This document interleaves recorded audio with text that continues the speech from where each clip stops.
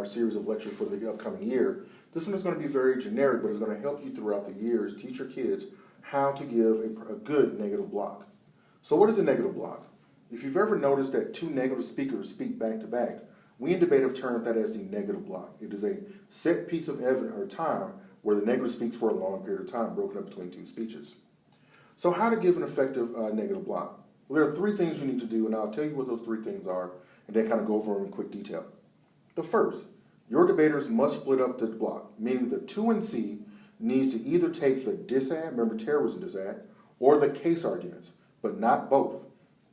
Under no circumstances should they be taking both on-case and off-case arguments, unless for some reason, if like the affirmative team drops a disad, they have an extra little bit extra time, they could. But primarily, you want to have them take either the off-case, i.e. the disad, or the on-case argument, which was the answer to harms, and the answer to solvency. Second, both debaters should answer all the arguments presented by the 2AC, which is the second affirmative speaker. Remember that we talked about the fact that there is something called a 2AC block? The 2AC block gives you a roadmap of the arguments that the affirmative has made. Your debater's job is to answer each one of those arguments. They can answer them by making a counter argument. Remember, we said math is boring because it's easy. You can say math is not boring and it's not easy because calculus is really hard. And it takes a lot of homework and a lot of development to be able to deal with those issues.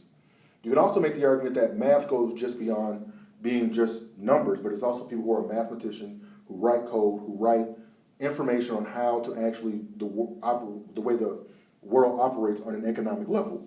Those are all done via math. So, the last thing, which is 3, while answering their arguments, you should predict possibly what the 1AR is going to say.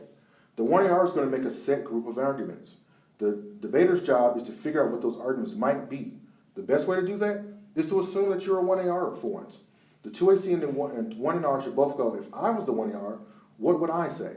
And then say those arguments and then answer them.